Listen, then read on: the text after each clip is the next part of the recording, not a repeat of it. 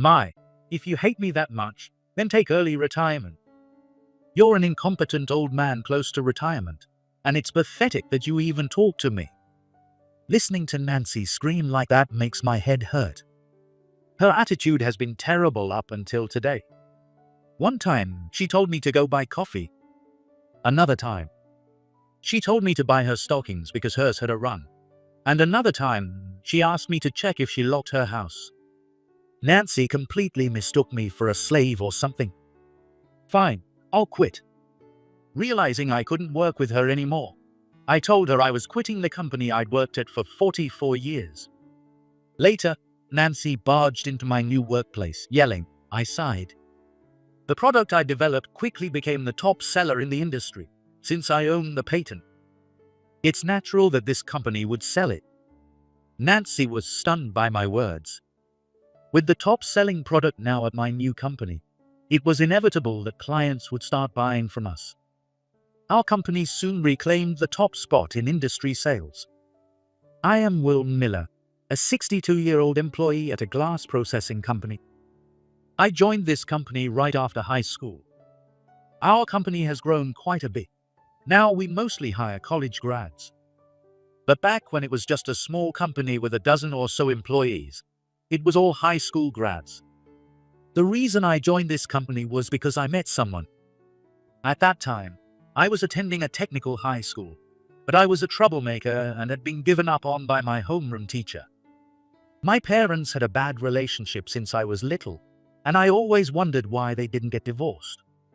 When I grew up, I learned that they both had other partners, and their marriage had long been broken. They both did as they pleased, so divorce was never an option for them.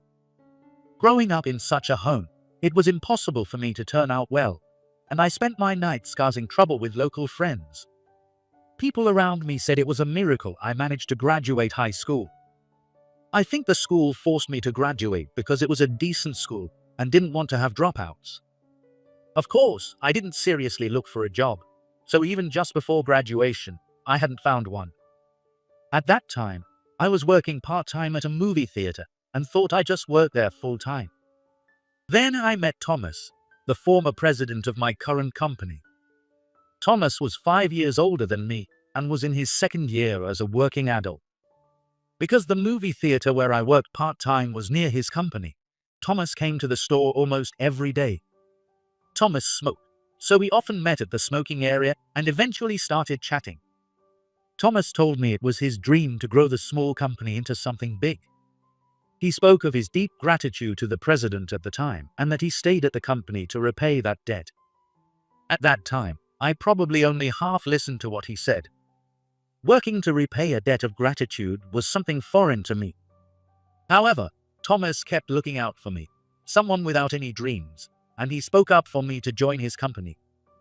I now realize that as a second-year employee, he must have begged desperately since he wouldn't have had much influence. Back then, though, I was a naive fool who just felt lucky to have gotten a job. But seeing how Thomas worked after I joined the company completely changed my mindset.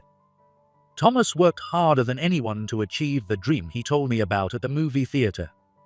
If he thought something was good for the company, he would even stand up to his superiors, and he always delivered results. Thomas was incredibly cool. Before I knew it, making Thomas's dream come true had become my own dream. When Thomas became president at 46, our company had already become a world-renowned name. Working with Thomas was my pride, and those days were irreplaceable for me. However, Thomas reached retirement 2 years ago. Though I felt lonely working in a company without him, it seemed natural to me to protect the company he cherished. Thomas's successor was an employee named Richard Anderson.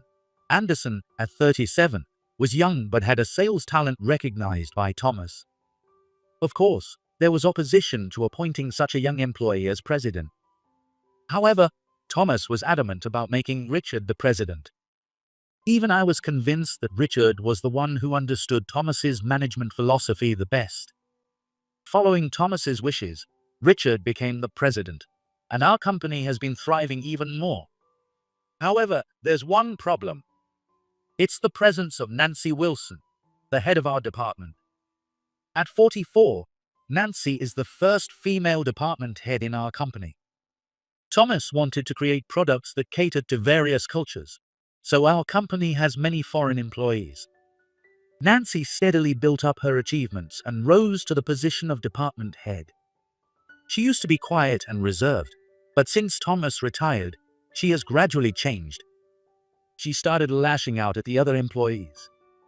How can you not even submit a proper report as a man? How have you managed so far?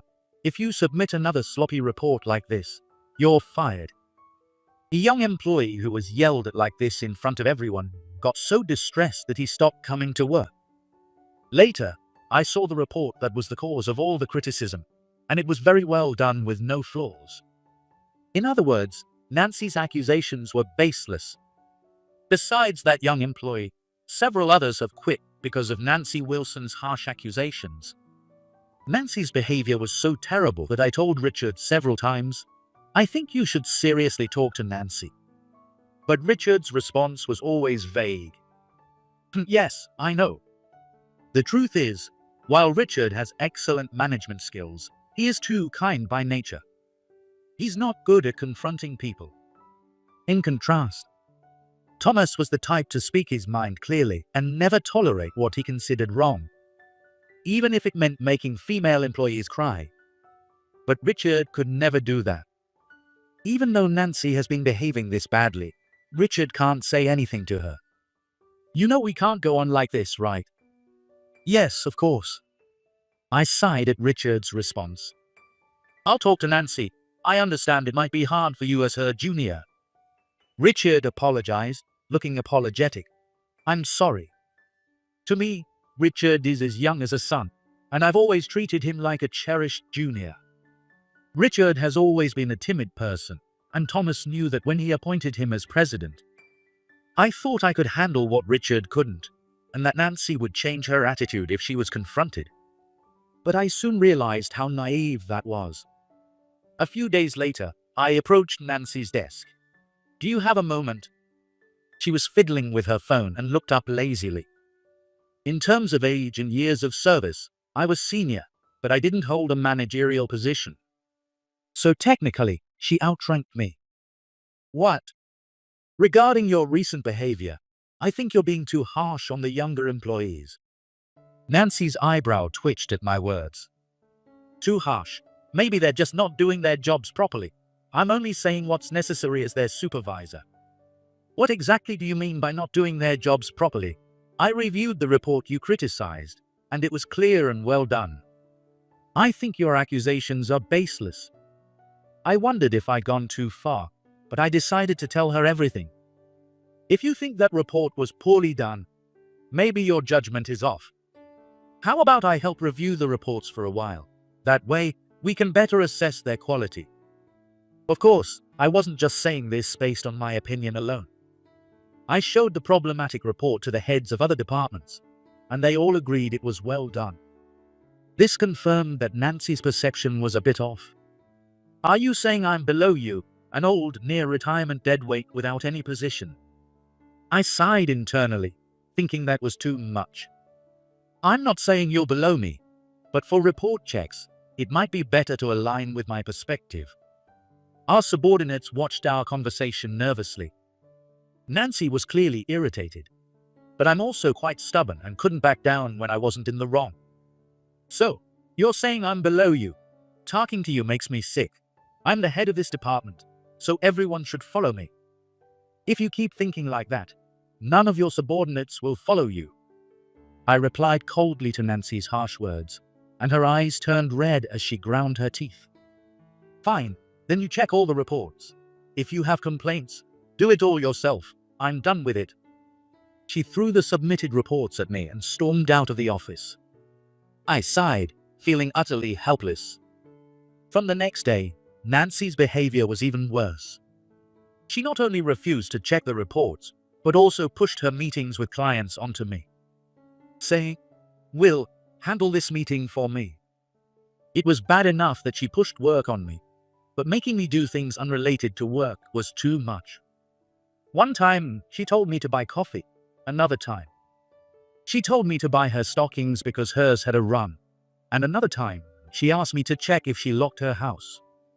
Nancy completely mistook me for a slave or something. Please stop pushing non-work-related tasks on me. You should be checking the reports yourself anyway. Having reached my limit, I said firmly, and Nancy glared at me with raised eyebrows. If I tell you to do it, you do it. Keep talking back, and I'll really fire you. You're nothing but a useless old hanger-on from the previous president. I never said anything because you were close to him, but I always wondered why this company kept someone so useless. Listening to Nancy's screeching made my head hurt. It's true that I spent a lot of time with Thomas, but that was simply because we were close friends. We rarely talked about work. Call me useless if you want, but I'm near retirement, and it would be better if you could handle checking the reports yourself. I held back my urge to shout and explained what should be done for the company's sake. Nancy was promoted to department head after Thomas retired. Before that, she was a quiet, diligent employee who did her work without complaint. So, despite the seniority-based promotion, I understood when I heard she was promoted. I never imagined she had such a hidden side. What's your problem? Do you enjoy making fun of me? If you hate me that much, then take early retirement. It's pathetic for an incompetent old man nearing retirement to even talk to me. Nancy screamed hysterically, becoming uncontrollable. Realizing this was going nowhere, I said, "That's enough for today," and backed off. If Nancy remained a department head, this company's management would deteriorate in the near future. I thought I had to do something to prevent that. But the next day, Nancy's shocking actions broke my spirit. The next day, when I arrived at work, I found a suit, shredded to pieces, on my desk. It was the suit Thomas had bought for me right after I joined the company. I usually worked in overalls, but sometimes I needed a suit. I didn't own a suit back then, and didn't know how to choose one. Thomas had an order-made suit made for me, with my name embroidered on it. It wasn't cheap.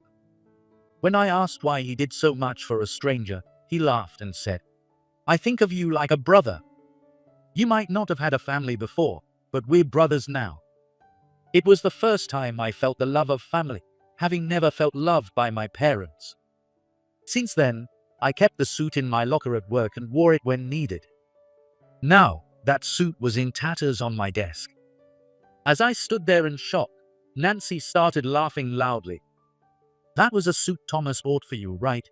It was expensive and didn't suit you, so I thought I'd help you by getting rid of it." "You're welcome." In that moment, I knew she was the one who did it. Fortunately, I didn't grab her. Thomas had made me promise to stop fighting back in high school. I simply said, "I quit." I feared that if I said anything more, I might end up beating her. And so, I left the company I loved after 44 years, just shy of retirement. The day after quitting, I started working at a new company. When I decided to leave, I visited a client to say goodbye, and their president, Daniel Johnson, scouted me on the spot. At first, Daniel didn't believe I was really leaving. He laughed, "Oh Will, you love joking around." But when I insisted that I was really quitting, he was stunned into silence for a few minutes. Why is a master who created the industry's top product retiring? When he finally spoke, his voice was shaky, clearly unsettled. I was pushed out as an incompetent near retiree. I didn't want to leave, but I couldn't work under that department head any longer. I told President Johnson the whole story of how I decided to leave. He listened quietly, but when I mentioned that Nancy had shredded my suit, his face turned red with anger. "How could she shred the suit Thomas bought for you? What kind of nerve does that woman have? Will, if you're willing, would you work for my company?" Thanks to President Johnson's offer, I started working at his company. Like my previous company, his company also dealt with glass products. I could put my knowledge to good use there. On my first day at President Johnson's company, I felt a mix of emotions. I couldn't thank President Johnson enough for extending a helping hand when I lost my job. But I always thought I'd retire from Thomas's company. Being at a different company still didn't feel real to me. Seeing my state, President Johnson spoke to me. I understand how much you cherished your previous company.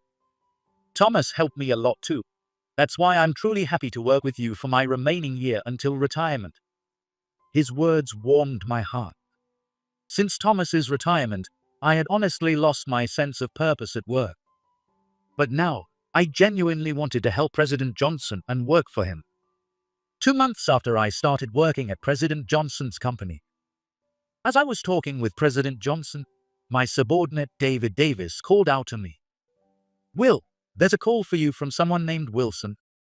David looked a bit troubled, and when President Johnson and I heard Nancy's name, we exchanged glances. "Can you tell her I'm not available?" Most people in the industry probably knew I had switched companies. It wasn't surprising that Nancy knew I was here, but for her to call was quite something. I doubt she'll give up that easily. I agree. President Johnson sighed, and I nodded, feeling weary. Nancy called every 30 minutes that day. I felt terrible for David, who had to keep saying I was unavailable, and by the 5th call, he started making up excuses, saying I was out getting coffee. "She sounded really angry and demanded your schedule, Will," David said, looking thoroughly annoyed. "I told her we don't share employee schedules." David snorted, and I said, "Thanks. I don't mind, but I bet she'll show up here first thing tomorrow morning." His chilling prediction made me smile wryly. But the next day, David's prediction proved true. When I arrived at work, there stood Nancy in front of the still-closed office. I usually arrive a bit earlier than the other employees. Thinking about how long she had been there made my head hurt. Seeing me, Nancy rushed over and shouted, "What have you done?" She slapped me hard across the cheek. Stunned by the suddenness, my head reeled from the impact. "Because of you, our company is finished. What are you going to do about it?" Nancy grabbed my collar and shook me violently. "Stop it." Still dazed from the slap, I couldn't resist. "What do you think you're doing?" With a loud yell, David came running and pulled Nancy away from me. I had a bad feeling. I'm glad I came in early. Indeed, it was much earlier than David usually arrived. Given his comment yesterday, I wondered if David might have a talent for predicting things, a thought that crossed my hazy mind. "Will, are you okay? You seem out of it. Did something happen?" As David looked at me with concern, my awareness finally returned, and I replied, "I'm okay." "That's good to hear." I was talking to him. Nancy roughly grabbed David's shirt. "Is this the infamous Wilson?" Ignoring Nancy's words, David directed his question at me. When I nodded, he turned back to Nancy with a look of understanding. "Hello, I'm David, the one you spoke with on the phone yesterday. What do you want with Will?" David addressed Nancy with a level of intimidation I had never seen from him before. Though David is 37 and not exactly young, he's the most adaptable employee when it comes to my way of working. After working for a while, it's easy to become set in your ways and resistant to others' opinions. However, David is exceptionally good at incorporating the best parts of others' methods into his own. "Did you hire a bodyguard at your new job?" Nancy sneered, laughing mockingly. "I thought she wasn't too far off." David admired me and had voluntarily taken the call from her yesterday. "Think of me as a bodyguard if you want. If you need to talk to Will, you'll have to go through me first. Will found someone to boss around, just like me. Are you dumping your work on him?" I guess she knew she was treating me like an errand boy. David finally lost it and grabbed Nancy by the collar. "Cut it out already." Seeing this, I knew David might hit her, so I quickly pulled him away. "If you have something to say, let's talk inside the office." Fighting outside would only cause trouble for the company. I managed to calm David down and decided to speak with Nancy inside. I led Nancy to the meeting room. David suggested, "Why not just leave her on the floor?" But having her in a place where arriving employees would see would cause too much concern, so I decided to use the meeting room. I calmed David, who wanted to join us, and went into the meeting room with Nancy alone. "Why are you here today?" "Why? How can you say that so calmly?" Nancy glared at me. "Because you stole the rights to our main product. Our sales have plummeted. Last month, we didn't even make 1/10 of what we did last year." Nancy's shrill voice gave me a headache. "Even so, I developed that product, and I personally hold the patent. It's only natural that sales would drop when I left." "What?" Nancy looked stunned at my words. "Patent. You developed it. That can't be. You were just a useless employee with no title. You weren't involved in development. It's true that I wasn't working as a lead developer when you joined 20 years ago. Recently, I've been supporting the development team. I joined the company at 18, but initially, many colleagues didn't think much of me. They couldn't believe a former troublemaker like me would work seriously and probably expected me to quit soon. But Thomas always believed in me. If you want to prove yourself to the other employees, just doing your job isn't enough. You need to do something they can't. Thomas always said that to me. I might be better at math than most people. It felt like years since I last mentioned math, but I remembered something. My high school had fairly smart students, including one who had won a world math competition. That student once gave me a puzzle-like problem for fun. "Try solving this." In hindsight, it might have been a form of harassment, but I solved the puzzle in just a few minutes. The student was stunned and muttered, "This is a finals problem."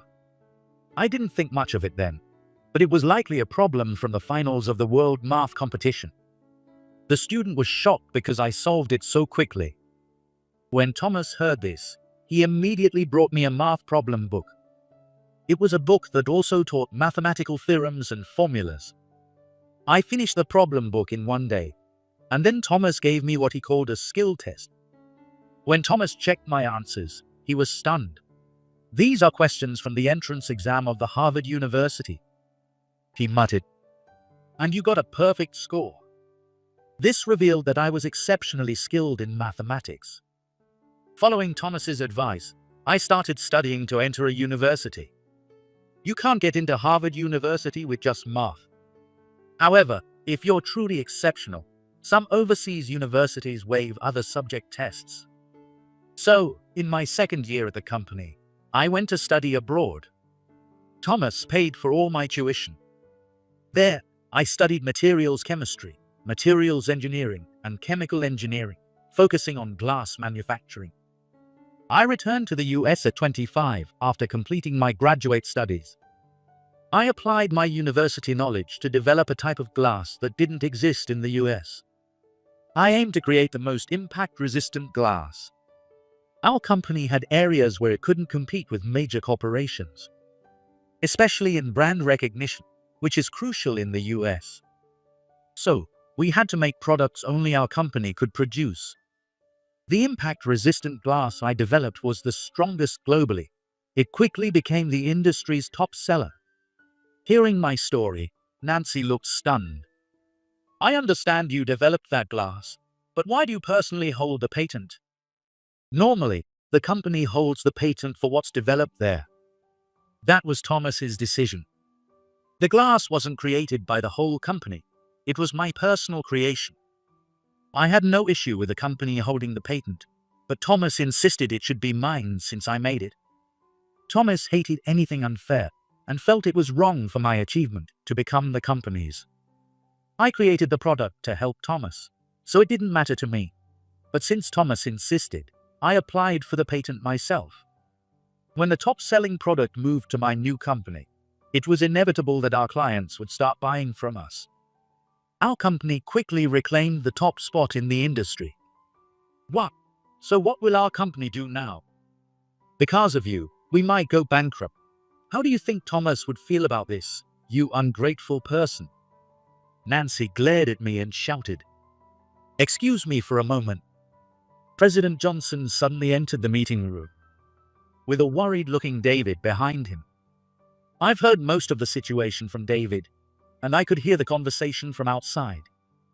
It's unfortunate your company is facing bankruptcy, President Johnson said calmly, and Nancy clicked her tongue. What? This old man? I'm talking to him. I'm President Johnson. Well, you're not wrong calling me an old man, President Johnson said, unfazed by Nancy's words. About Thomas, you really don't understand him at all. What? Thomas wouldn't want Will to stay at that company, not one bit. Nancy frowned skeptically at President Johnson's words. What are you talking about? Because he left. Our company is on the verge of bankruptcy. Of course, Thomas would be angry about his company going under. To Thomas, what mattered wasn't the company, but Will, who he thought of as a brother. Everything Thomas did at that company was for Will. President Johnson looked at me as he said this. Yes, I believe so. Whenever I said I didn't want a position and just wanted to focus on development and support, he immediately agreed. No matter how large a budget I requested for development, he never refused. When I said I wanted expensive equipment, he bought it without asking for details. Hearing this, some might think Thomas spoiled me too much. But Thomas always said this to me. An older brother naturally wants to spoil his younger brother. I know you've always worked hard for me. Thomas was there for me not just at work. He sat alone in the family section and cried the most at my wedding, and he always attended family events. Thomas was truly like an older brother to me. I can't imagine Thomas being angry just because Will left the company. On the contrary, he's probably desperately trying to find out what happened to Will. There are already rumors in the industry that Will left because of some mistreatment. After I decided to leave, Thomas confronted me many times, demanding to know who did what to me. But I never told him. I feared what Thomas might do to Nancy if he found out. The fact that Will applied for the patent in his name rather than the company's shows where Thomas's priorities lie, President Johnson said, and Nancy looked devastated. So, our company is really... Well, if things continue as they are, it will likely go bankrupt, thanks to you. President Johnson delivered the final blow, and Nancy collapsed to her knees. But I've heard that your president, Richard Anderson, is quite capable and is working hard to turn things around. You, however, are certainly going to be fired. I wonder how much the damages will be, I said with a smile, causing Nancy to let out a small scream. Thomas will eventually find out the truth when he gets angry. He's really scary, especially when it involves me, I added. Thomas is, admittedly, an overprotective brother. Even at this age, Thomas still feels like he needs to protect me. I'm looking forward to seeing what happens next. Well, it's time for work to start. Please leave when you're done. With that, I left the meeting room. President Johnson also left, leaving Nancy alone, standing in shock. After that, Nancy was brought before the disciplinary committee, ordered to pay a hefty amount in damages, and was immediately fired. Additionally, she was sued for mistreating the young employees she forced to quit, some of whom needed psychiatric treatment. Thomas was behind the compensation claims from these young employees. Upon learning everything, Thomas approached the young employees and said, "I'll cover all legal fees, so let's sue for damages." Moreover, Thomas decided to sue Nancy for the cost of the suit she destroyed, and for the mental anguish it caused me. Thomas even started looking for more things he could claim, which made me chuckle despite myself. Nancy's debts kept piling up, to the point where she would never be able to pay them off in her lifetime. As for my previous company, Richard was fighting hard to prevent bankruptcy. He was even considering bringing the company under the umbrella of a larger corporation. I truly admired Richard's dedication to protecting all the employees over his own position. The company's name might disappear, but everyone's livelihoods would be secured. After the chaos with Nancy settled down, Thomas came to my house. "Here, a birthday present." He handed me a suit identical to the one that had been shredded. "I thought about getting you something better, but I have a special attachment to this suit too." At the time, this suit was far beyond what Thomas could afford on his salary. So, He borrowed money from the then president to have it made. I wanted to look good in front of my little brother. Since it was your first suit, I didn't want to get you something cheap. Thomas reminisced, eyes narrowing fondly. This time, I could buy it without borrowing money. The former president must be proud in heaven. Thomas admired the former president like a father. Just as he did for me, the former president had helped reform Thomas, who had been a delinquent. A few more years until your retirement, I'm bored. Maybe I should ask President Anderson to hire me too. I laughed at Thomas's words, which could be taken as serious or as a joke. Meeting Thomas during that high school job was a miracle. Having never felt loved by my parents, Thomas's deep affection for me made him the only brother I ever had. Your reward for developing the patent is just $5. I work in the research of optical technology at a video equipment company. I was striving to develop patents with the development team, but I was harassed by my boss, Richard. Despite that, I managed to obtain a top-level industry patent. However, the reward for developing the patent given by Richard was just $5. I've had enough of being belittled by a guy who has been reaping the rewards of our hard work. Thank you very much. I took the $5 and immediately submitted my resignation letter. After using up my paid leave, I quit instantly and started my own company. Maybe because I cut off bad ties, I was quickly met with good fortune, and then I received a call. My name is John Anderson, 51 years old. I work as an engineer at a video equipment company based in the suburbs. At the company, I invent, manufacture, and sell printers and camera lenses, developing new products. Aiming to become the top video equipment manufacturer in the US, I diligently work on discovering new technologies every day. However, discoveries and inventions are not so easy, and I repeatedly conduct experiments through trial and error. As I was discussing with the development team, our boss, Richard, came in. John, how's the new lens development going? Richard, it's still in the testing phase. The lab owned by the development department is filled with precision equipment and important data used for tests. So, it's a problem if people come in with their shoes on. But Richard barged in without a care. What are you dawdling for? At this slow pace, we'll fall behind our competitors. Yes, I'm sorry. We apologized with dejected faces as he yelled at us. Listen up. It's your business if you slack off, but it's me who gets scolded from above for it. Keep that in mind and hurry up with developing a patent. Yes. After yelling at us to his satisfaction, Richard left the department with a pleased look. Once he was gone, we all sighed with relief. He tells us to work while he's the one sucking up to the higher-ups and slacking off. Taking advantage of his absence, I grumbled. Richard is 8 years younger than me, but got promoted to boss because of his high academic background. Although he's the head of the development department, he didn't graduate from a technical university, so his knowledge of optical technology is almost zero. If that were the only issue, no one would complain. But as soon as he was promoted to head, he began acting high and mighty, yelling at subordinates regardless of their age. Richard thinks he's giving us a pep talk, but from our perspective, we're getting yelled at despite working hard. Additionally, while he's oppressive to subordinates, he's overly subservient to his superiors, constantly kissing up to them to climb the corporate ladder. We are frustrated with this extreme two-faced behavior. Sucking up to the bosses is one thing, but he shouldn't use us as tools for his promotion. We grumbled together, feeling like we drew the short straw when he was transferred to our development department. Our stress levels have been increasing year by year. Recently, it's been particularly bad as he keeps barging into the lab, pushing us to develop patent technology. A few months ago, a new control method for the management system was developed by another employee, and it was patented.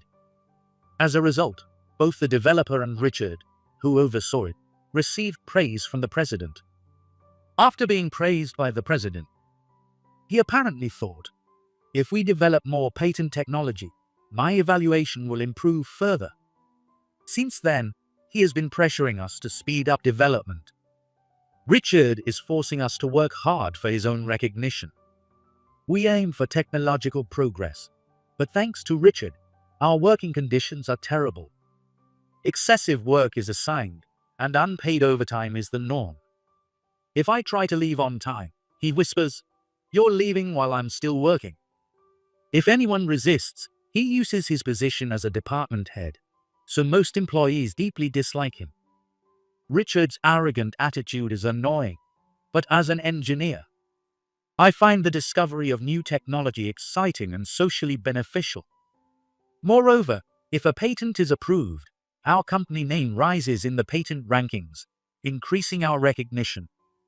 It's no exaggeration to say that our development department carries the company's reputation. That's why we repeat tests and durability assessments every day. But things didn't go so smoothly in reality. Today didn't work either. I muttered as the results didn't match the hypothesis. We haven't had successful experiments lately, and no good data has been collected. The employees were feeling stuck, and a heavy atmosphere hung over the place. Everyone had dark circles under their eyes. Their lab coats were wrinkled, and some had greasy hair from staying overnight. The result of continuous overtime is that I haven't been getting enough sleep, and am utterly exhausted. For the past week, I've been coming home on the last train and getting only 2 or 3 hours of sleep. With such a foggy mind, it's impossible to perform well in research. Moreover, I've been feeling cold since this morning, and my condition is extremely poor. Thinking I might have a fever, I checked my temperature, and it was a high 104 degrees Fahrenheit. The employees, worried about my condition, suggested I leave early. Yeah, I'll ask Richard for permission to leave early. With that, I headed towards Richard.